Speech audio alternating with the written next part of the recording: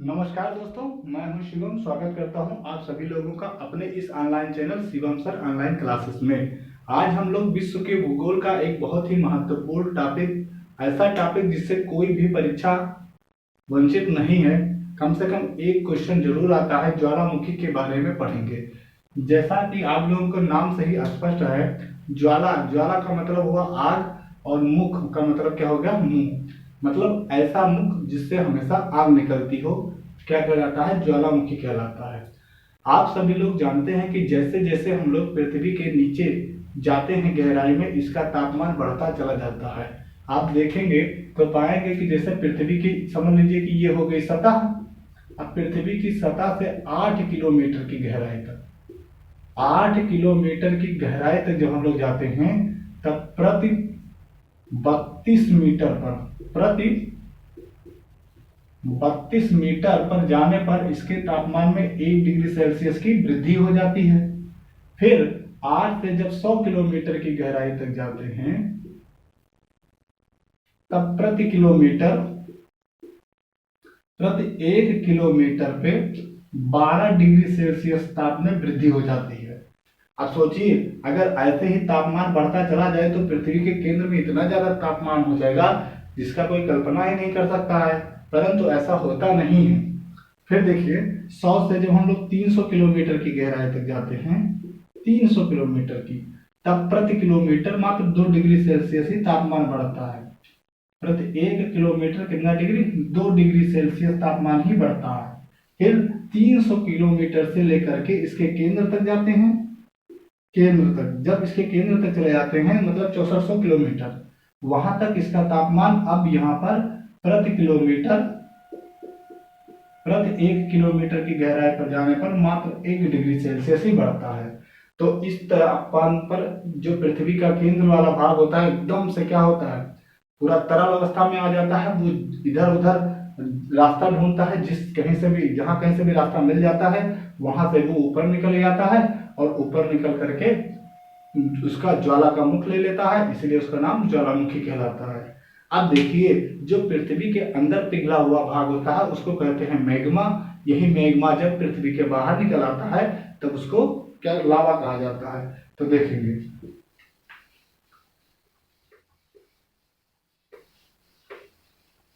देखिए, पृथ्वी का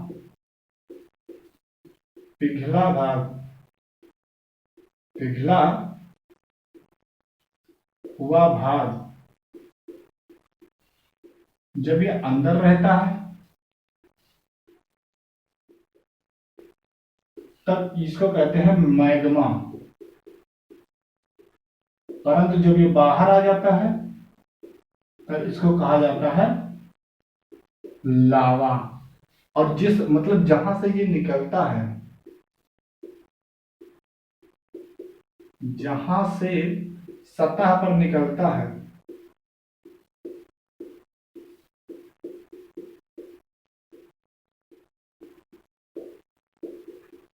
उसे क्या कहते हैं, उसे कहते हैं ज्वालामुखी छिद्र।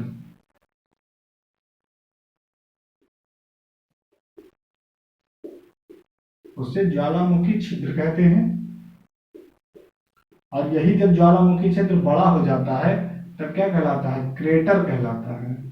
और क्रेटर जब और बड़ा हो जाता है तब इसको कहते हैं काल्डेरा। और यही काल्डेरा जब और बड़ा हो जाता है तब इसको कहा जाता है सुपर काल्डेरा। क्या ये बात क्लियर हो गई? तो जिस मुंह से, मतलब जहां से ये लावा बाहर निकलता है उसको क्या कहते हैं, उसको ज्वालामुखी छिद्र कहते हैं। और जब इसी ज्वालामुखी छिद्र का बड़ा हुआ भाग, भाग थोड़ा मुंह चौड़ा हो जाता है तो उसको क्रेटर कहा जाता है। क्रेटर जब और बड़ा हो जाता है तब उसको कहते हैं काल्डेरा। और काल्डेरा जब और बड़ा हो जाता है तब ये बन जाता है सुपर काल्डेरा। इसमें से काल्डेरा और सुपर काल्डेरा के एग्जाम्पल इंपॉर्टेंट होते हैं। जैसे कि काल्डेरा का जो एकमात्र एग्जाम्पल है आसुल। आसुल ये कहाँ पर है, जापान में है। और सारे भी एग्जाम्पल हैं लेकिन यही है एक जो इम्पोर्टेंट है। जापान, जापान को क्या कहते हैं, उगते हुए सूर्य का देश कहा जाता है। उगते हुए सूर्य का देश। ठीक है,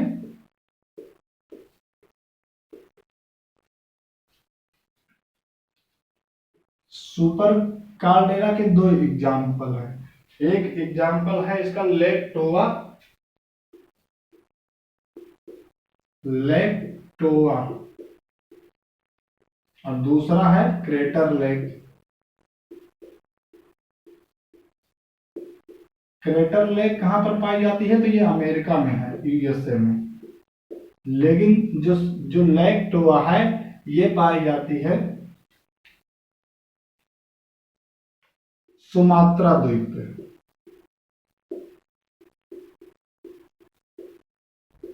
सुमात्रा द्वीप किसके अंतर्गत आता है? इंडोनेशिया के अंतर्गत आता है।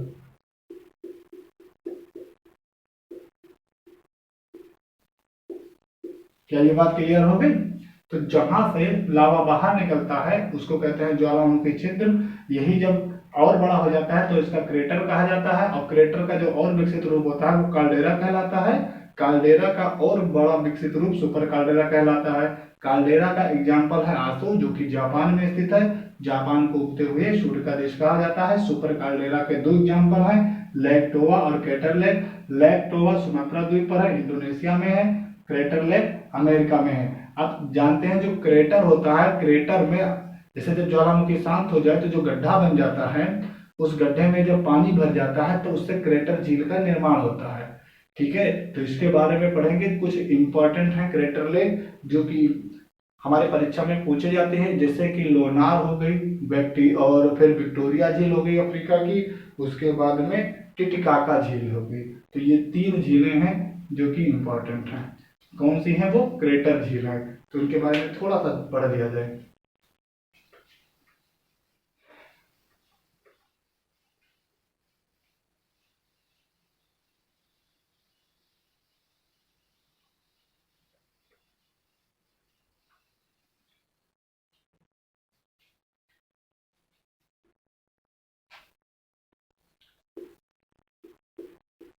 क्रेटर झील निर्माण कैसे होता है? जब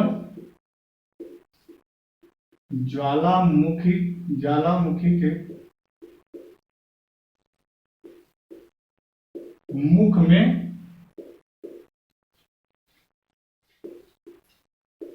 पानी भर जाता है, पानी भर जाता है। ठीक है,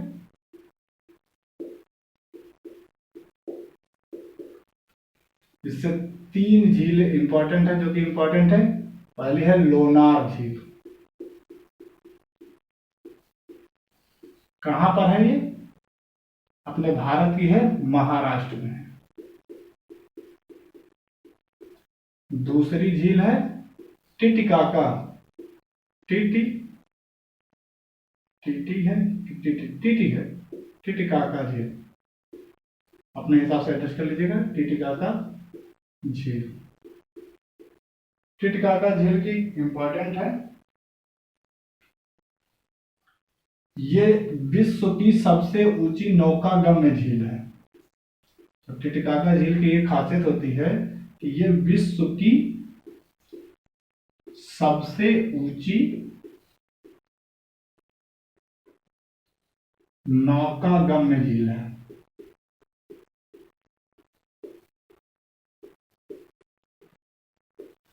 ठीक है, टिटिकाका झील विश्व की सबसे ऊंची नौकागम्य झील है।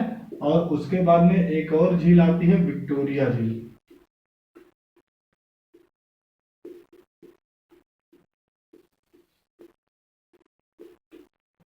ये कहां पर है?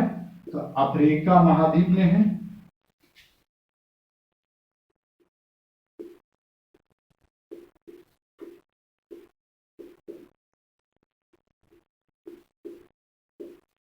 अब इसमें चार देश से होकर के इसकी सीमा बनाती है। चार देशों में है, Uganda, Rwanda, बरूंडी, Tanzania.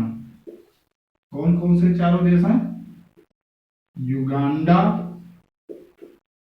Rwanda,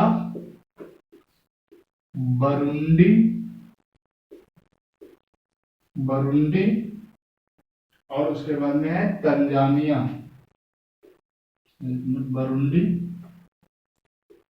Tanzania.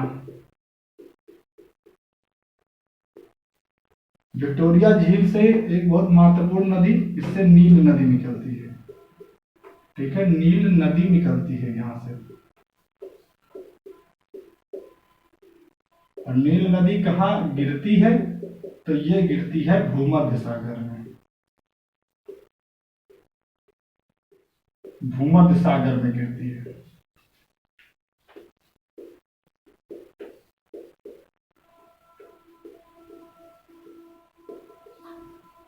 अब भूमध्य सागर का प्रकाश स्तंभ किसे कहते हैं? तो इटली के स्ट्राम्बोली मतलब ज्वालामुखी को, वो अभी हम लोग आगे पढ़ेंगे।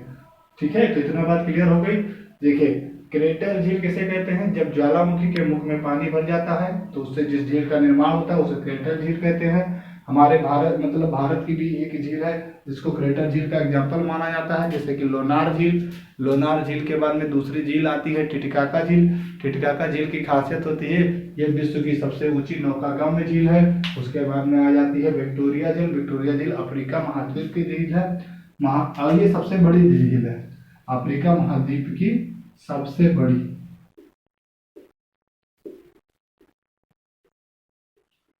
बड़ी झील है। युगांडा, रवांडा, बरुंडी और तंजानिया देश इसमें आते हैं, मतलब उनका कुछ हिस्सा इसमें पाया जाता है। ये देखो, नील नदी यहीं से निकलती है और नील नदी यहाँ से निकलने के पश्चात भूमध्य सागर में गिरती है। ठीक है, अब इसके बाद में हम लोग पढ़ेंगे ज्वालामुखी में क्या क्या चीजें निकलती हैं। तो ज्वालामुखी में देखिए लावा ही नहीं निकलता, सबसे ज्यादा उसमें निकलता है जलवाष्प। जलवाष्प की मात्रा 58-60 से लेकर के 90% तक होती है। उसके बाद निकलती है sulphur dioxide. Sulphur dioxide gas निकलती है, राख निकलता है और आग निकलता है। ठीक है, तो अगर गैसों में बात की जाए तो सल्फर डाइऑक्साइड हो गई, नाइट्रोजन हो गया, कार्बन डाइऑक्साइड हो गया। अगर मतलब सबसे पूछा जाए सबसे ज्यादा क्या निकलता है, तो सबसे ज्यादा जलवाष्प निकलता है। सबसे ज्यादा जलवाष्प निकलता है। और गैसों में बात किया जाए तो सल्फर डाइऑक्साइड गैस सबसे ज्यादा निकलती है। ठीक है, तो इतना आप लोग नोट कर लेंगे, लिखने की जरूरत नहीं है। देखिए, जो सल्फर डाइऑक्साइड गैस होती है और ये हमारे अम्ल वर्षा का कारण होती है, क्योंकि देखिए वायुमंडल में पानी मौजूद होता है जब वर्षा होती है तब, तो पानी का सूत्र होता है H2O, और जब इसका सल्फर डाइऑक्साइड का सूत्र होता है SO2। ये दोनों मिल करके बनाते हैं H2SO4। H2SO4 मतलब सल्फ्यूरिक अम्ल, जो कि अम्ल वर्षा कराती है। अब सबसे ज्यादा विश्व में सबसे ज्यादा जो अम्ल वर्षा होती है वो होती है नॉर्वे में। तो नॉर्वे की जो राजधानी है ओस्लो, वहीं पर अंतरराष्ट्रीय अम्ल वर्षा अनुसंधान केंद्र है। तो कहाँ पर है?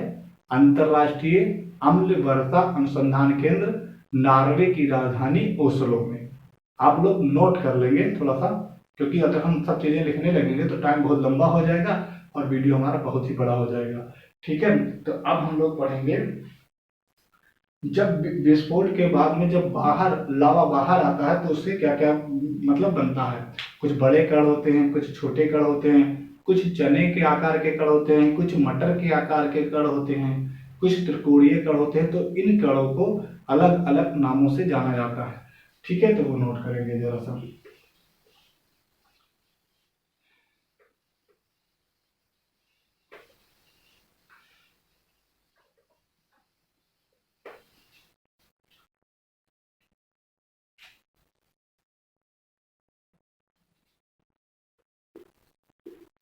लिखेंगे विस्फोट के बाद जब लावा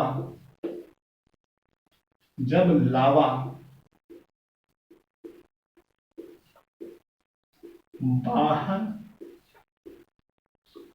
आकर सूख जाता है, सूख जाता है, तो उससे बनी आकृति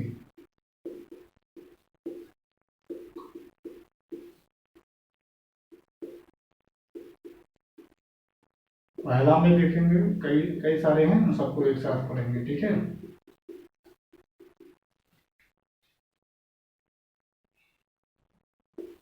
जो बड़े आकार के टुकड़े होते हैं, बड़े आकार के टुकड़े को बम कहते हैं, और जो छोटे आकार के टुकड़े होते हैं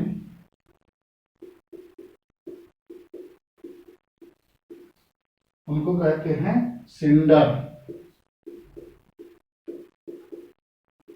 क्या कहा जाता है? सिंडर कहा जाता है। धूल व राख के कण होते हैं,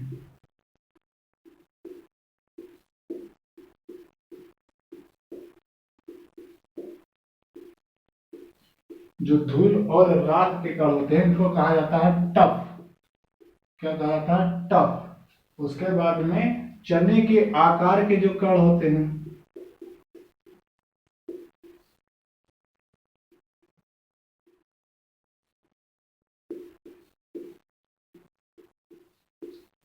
चने के आकार के कणों को कहा जाता है अस्कोरिया। क्या कहा जाता है? अस्कोरिया। और फिर मटर के आकार के कण जो होते हैं, मटर के आकार के कण,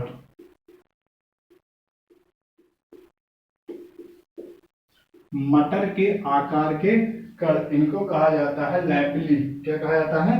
लैपली। लैपली।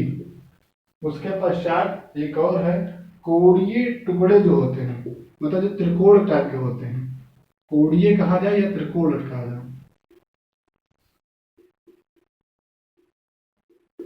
कोड़िए या जो त्रिकोण आकार के कण होते हैं उनको कहा जाता है ब्रेसिया। क्या कहा जाता है? ब्रेसिया। और उसके बाद में जो छिद्र छिद्र युक्त टुकड़े होते हैं उनको कहते हैं प्यूमिस। छिद्र युक्त टुकड़े,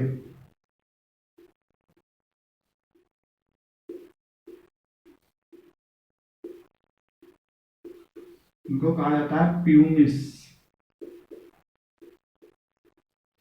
देखिए, अगर जब लावा जैसे जब बाहर निकला, बाहर निकलने के बाद जो फैल गया, उसके बाद में जब सूख गया, तो जो बड़े आकार के टुकड़े होते हैं उनको बम कहा जाता है, छोटे आकार के टुकड़े को जो सिलेंडर सिलेंडर कहा जाता है, और जो धूल और राख के कण होते हैं उनको टफ कहा जाता है। चने के आकार के कण को स्कोरिया कहा जाता है, जबकि मटर के आकार के कण को लैपली कहा जाता है, और कोड़िए या त्रिकोण के आकार के जो कण होते हैं इनको ब्रेसिया कहा जाता है, और छिद्र टुकड़े को प्यूमिस कहा जाता है। क्या इतना बात समझ में आ गई?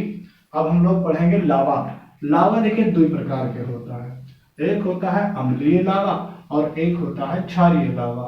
जिस प्रकार के लावा में सिलिका की मात्रा ज्यादा पाई जाती है उसको कहा जाता है अम्लीय लावा, लेकिन जिसमें सिलिका की मात्रा कम पाई जाती है, सिलिका मतलब होता है बालू, उसे कहा जाता है क्षारीय लावा।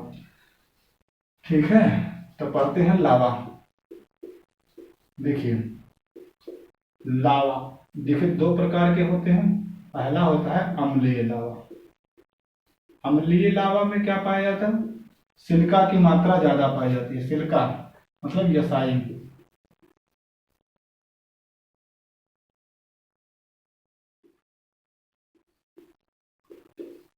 सिलिका की मात्रा ज्यादा। ये होते हैं गाढ़े प्लस चिपचिपे। जब गाढ़े रहेंगे तो ये दूर तक जाएंगे नहीं, ये दूर तक नहीं फैलते हैं, दूर तक नहीं फैलते।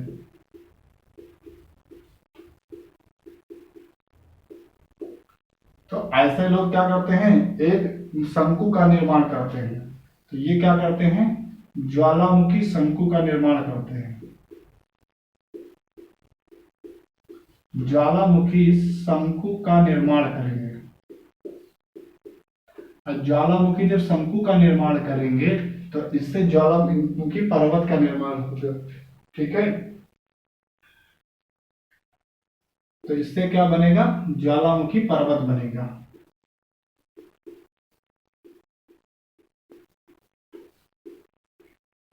ज्वालामुखी पर्वत बनेगा। अब ज्वालामुखी पर्वत के उदाहरण तो आप लोग जानते ही होंगे। जैसे सबसे मशहूर इसका एग्जाम्पल है किलिमंजारो। क्या है? किलिमंजारो। कहाँ पर स्थित है, किस देश में? तंजानिया में स्थित है। ठीक है, तंजानिया का किलिमंजारो। दूसरा होता है क्षारीय।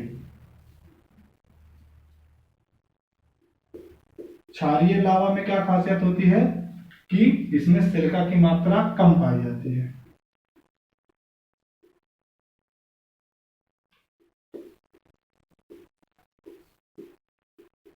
सिलिका की मात्रा कम पाई जाती है, ये पतले होते हैं,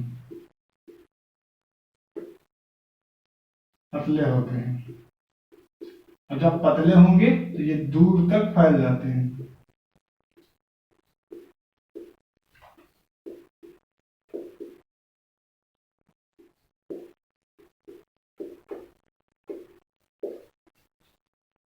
क्या ये बात समझ में आ गई? अब देखिए इसके कुछ एग्जाम्पल को और देख लेते हैं। जैसे जो अम्लीय लावा है, इसका दो मतलब एक और है एग्जाम्पल। जैसे इसका एग्जाम्पल है पाई डी डोमा और स्ट्राम्बोली। इसके और एग्जाम्पल में देख लें तो होता है पाई डी डोम। कहाँ पर है ये, किस देश में? तो फ्रांस में। फ्रांस कौन सी महाद्वीप का देश है? यूरोप का। और इसको सुरा एवं सुंदरियों का देश कहा जाता है। सुरा एवं सुंदरियों का देश।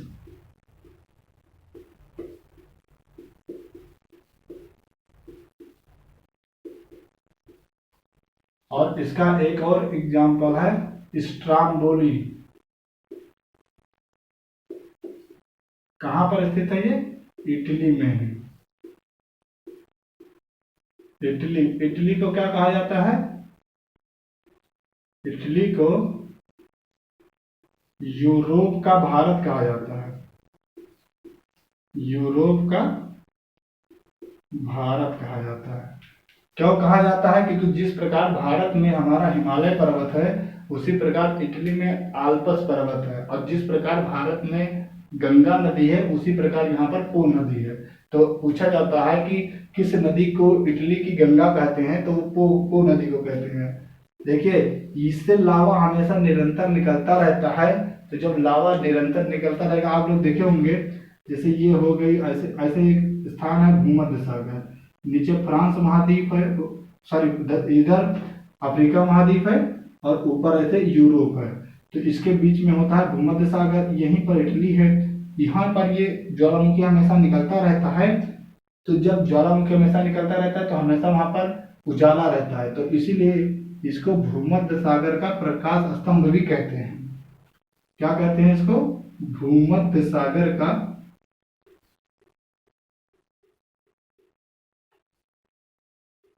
प्रकाश स्तंभ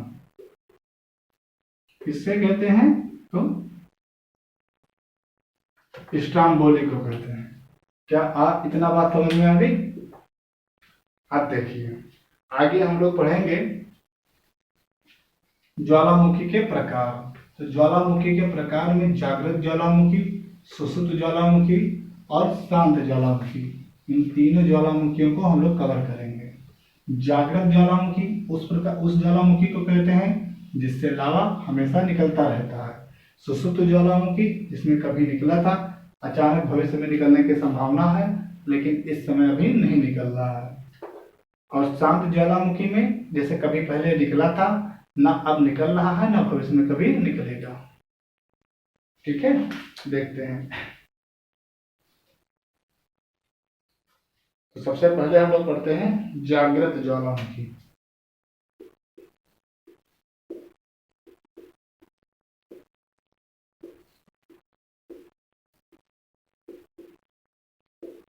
जागृत ज्वालामुखी इसी को सक्रिय ज्वालामुखी भी कहा जाता है।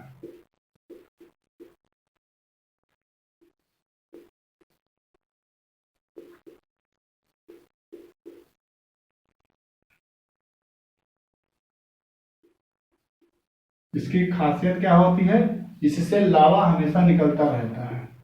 ठीक है, तो इससे लावा हमेशा निकलता रहता है।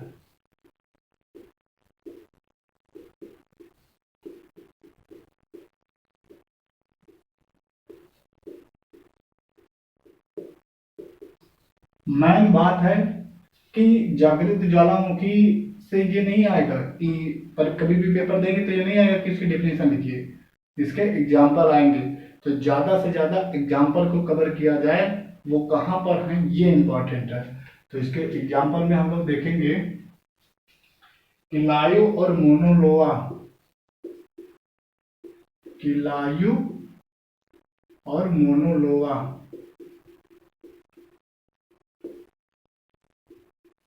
ये दोनों हैं कहाँ पर, तो ये हवाई द्वीप के हैं। कहाँ पर है, हवाई द्वीप। उसके बाद में लंगीला और बगाना, लंगीला, उसके बाद में बागना। तो लंगीला और बागना ये दोनों हैं पापुआ न्यू गिनी की। कहाँ की, पापुआ न्यू गिनी। किलायु और मोनोलोआ हवाई द्वीप के हैं, लंगीला और बागना पापुआ न्यू गिनी की हैं। उसके बाद में है सुमेरु मेरापी दुकानो, सुमेरु मेरापी दोकानो, ये कहाँ की हैं, इंडोनेशिया की हैं, इंडोनेशिया। उसके बाद में ओजस डेल सलाडो, सबसे ज्यादा इंपॉर्टेंट है ओजस डेल सलाडो। ये चिली और अर्जेंटीना की बॉर्डर पर है। कहां पर है, चिली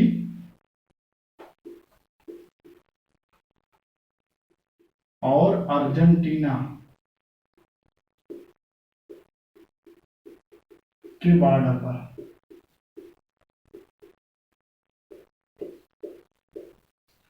इसके बाद में हम लोग देखेंगे बैरन। ये बैरन देखिए, बैरन कहां पर है, अंडमान द्वीप पर है। अंडमान देखिए, बैरन और नारकुंडम है, तो ये बैरन केवल जागृत है और नारकुंडम सुसुप्त हो जाएगा। उसके बाद में माउंट इरेक्टस देखेंगे, माउंट इरेक्टस,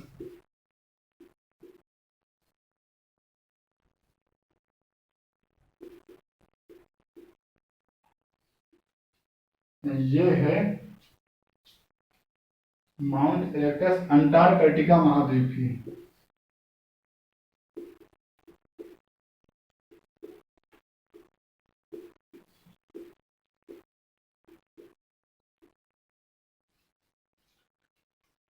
इतना ही आप लोग किसी किताब को उठा लेंगे तो वहां पर और ज्यादा इंपॉर्टेंट मिल जाएंगे, मतलब सारे ज्वालामुखी के उदाहरण। थोड़ा सा हम लोगों ने इंपॉर्टेंट को कवर करने की कोशिश की है, जैसे किलायु और मोनोलोआ ये हवाई द्वीप के हो गए, लंगीला और बागना पापुआ न्यू गिनी की हो गया, सुमेरु मेरापी और दोकानो इंडोनेशिया के, ओजस डेल सलाडो चिली और अर्जेंटीना के बॉर्डर पर है, बैरन अंडमान में है, और माउंट इरेक्टस ये अंटार्कटिका महाद्वीप की है।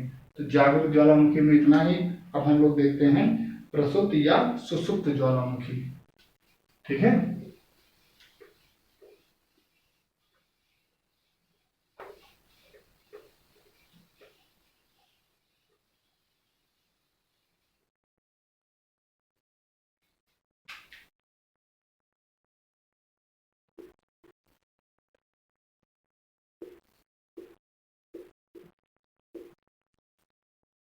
सुसुप्त।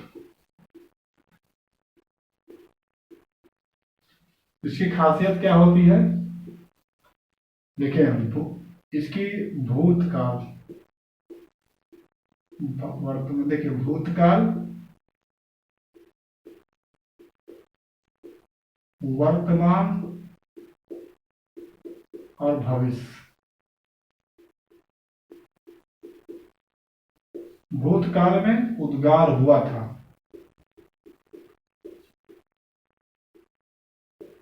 वर्तमान में नहीं हो रहा है,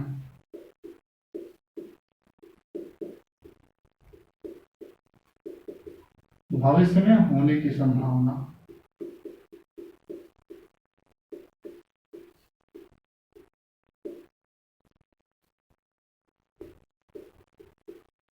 तो देखिए प्रश्न क्रिया से शुद्ध ज्वालामुखी की खासियत है कि भूतकाल में इसका उद्गार हुआ था, वर्तमान में नहीं हो रहा है और भविष्य में ये होगा।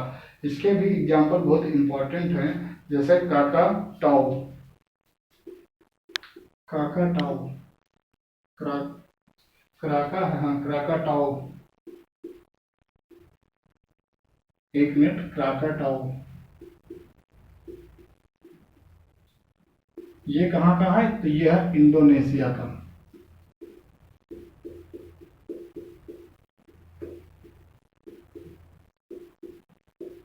उसके बाद में है फ्यूजियामा, बहुत इंपॉर्टेंट है,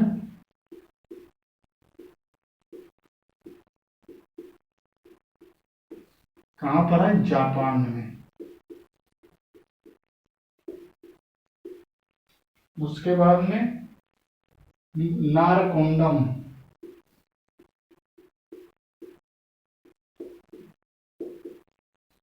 कहाँ पर है? अंडमान का।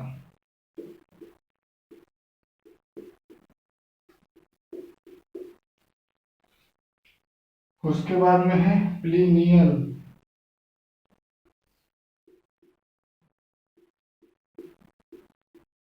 और इसी को कहा जाता है Vesuvius.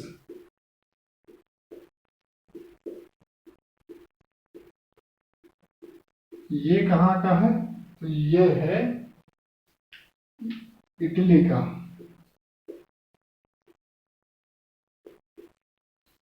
Clear? Krakatoa, Fujiyama, Narcondam, Pliny, Italy का विसुवियस। अब उसके बाद में हम लोग पढ़ेंगे लास्ट वाला मृत ज्वालामुखी। देखिए भाई,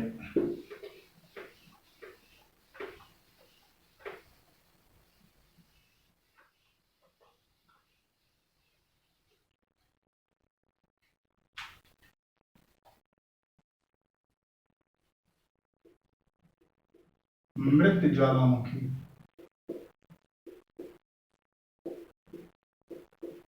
इसी को कहा जाता है शांत ज्वालामुखी।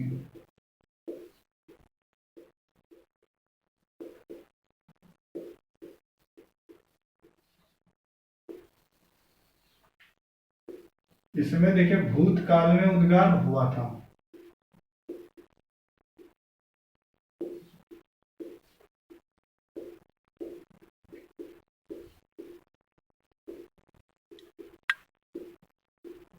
भविष्य, वर्तमान और भविष्य दोनों में नहीं होगा। ठीक है, यानी मृत ज्वालामुखी में कभी बहुत समय पहले उद्गार हुआ था, ना इस समय हो रहा है, ना भविष्य में होगा। इसका एग्जाम्पल बहुत इंपॉर्टेंट है, थोड़ा सा देखेंगे। इसका एग्जाम्पल है कोह सुल्तान और देवबंद। कोह सुल्तान,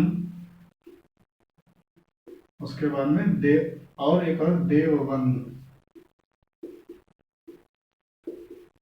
कहाँ कहा? ये ईरान का। उसके बाद में और देखेंगे चिम्बारोजी, चिम्बारोजे कोटोपैक्सी, चिम्बारोजे और फिर कोटोपैक्सी।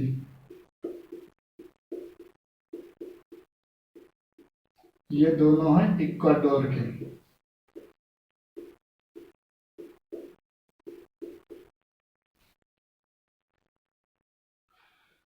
किलिमंजारो,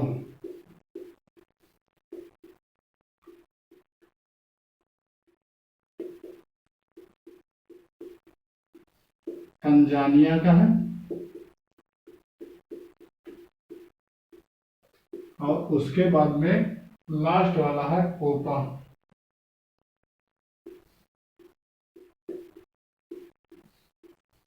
ये है म्यांमार का।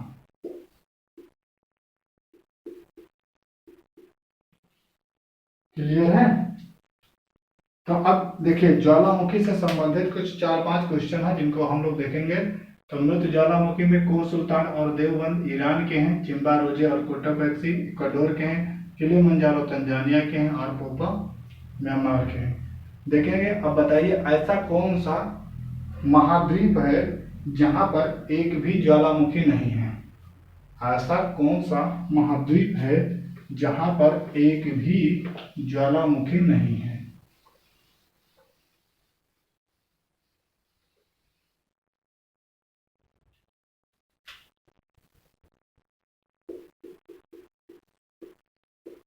ऐसा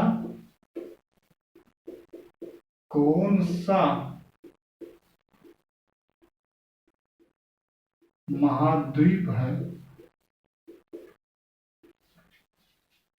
जहां एक भी ज्वालामुखी नहीं?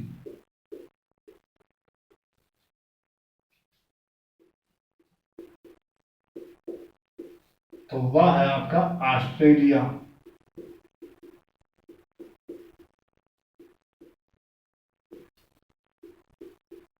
देखिए, प्रशांत महासागर की परिमेखला को अग्नि वलय कहा जाता है, अग्नि वलय। ठीक है, ये इंपॉर्टेंट है। प्रशांत महासागर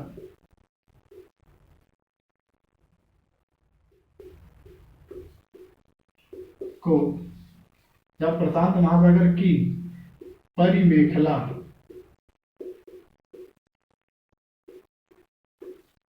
को अग्नि वलय कहा जाता है।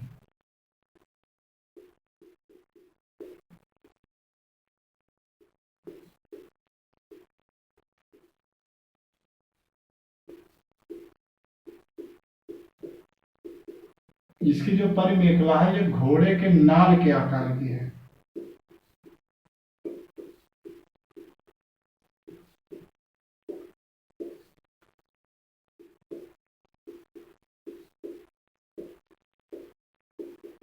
ठीक है। नेक्स्ट एक और क्वेश्चन देख लेते हैं। सौर मंडल का सबसे बड़ा ज्वालामुखी?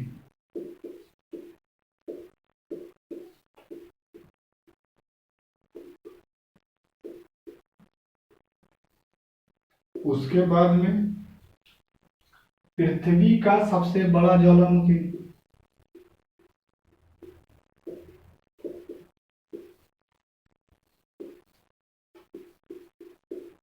उसके बाद में पृथ्वी का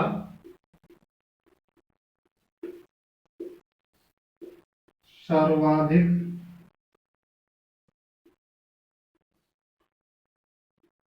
ऊंचाई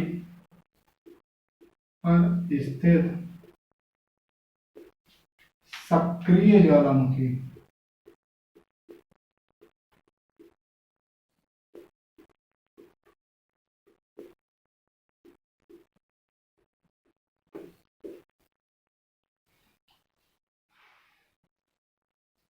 अब अगला देख लेते हैं, पृथ्वी का सर्वाधिक ऊंचाई पर स्थित मृत ज्वालामुखी।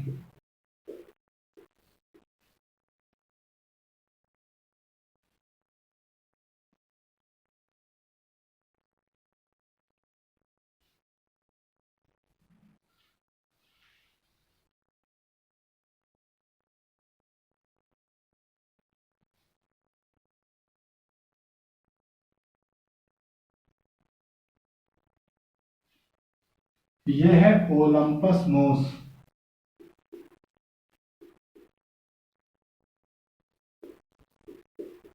कौन से ग्रह पर है? मंगल ग्रह पर है। ठीक है। अब पृथ्वी पर सर्वाधिक ऊंचाई पर स्थित है मोना लोआ। कहाँ पर है? हवाई द्वीप पर। तो मोना लोआ। उसके बाद में पृथ्वी का सर्वाधिक ऊंचाई पर स्थित सक्रिय ज्वालामुखी है ओजस डल सलाडो। ओजस डल सलाडो।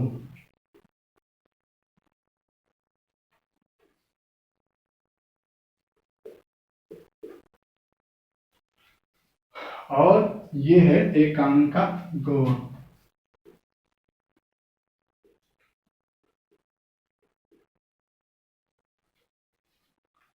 देखिए भाई, ऐसा मतलब ऑस्ट्रेलिया महाद्वीप एक ऐसा महाद्वीप है जिस पर कोई ज्वालामुखी ही नहीं है और प्रशांत महासागर की परिमेखना को अग्नि वलय कहा जाता है, क्योंकि इसके चारों तरफ ही लगभग सारे ज्वालामुखी और सारे भूकंप वाले क्षेत्र हैं। इसका जो आकार होता है वो घोड़े के नाल की आकार का होता है। और सौर मंडल का सबसे बड़ा जो ज्वालामुखी है वो ओलंपस मोस है, जो कि मंगल ग्रह पर स्थित है। जबकि पृथ्वी का जो सबसे बड़ा ज्वालामुखी है वो है मोनुलोवा। पृथ्वी की सर्वाधिक ऊंचाई पर स्थित सक्रिय ज्वालामुखी ओजस डल सलाडो है। जबकि सबसे मृत ज्वालामुखी सर्वाधिक ऊंचाई पर एकांका गुआ है। हमने एक छोटी से प्रयास किया आप सभी लोगों को एक व्यवस्थित तरीके से पढ़ाने के लिए। अगर आप लोगों को समझ में आया हो तो वीडियो को लाइक करें, सब्सक्राइब करें। देखिए अभी यूट्यूब पर नए हैं तो थोड़ा सा हिचकिचाहट होता है। बाकी और क्लासों में, ऑफलाइन क्लासों में कभी नहीं दिक्कत पड़ती है। आदत नहीं है, थोड़ी सी एडजस्ट हो जाएगी, उसके बाद में कोई दिक्कत नहीं पड़ेगी। अगर आप लोगों को समझ में आता है तो लाइक करें, शेयर करें और हमारे चैनल को सपोर्ट करें। धन्यवाद।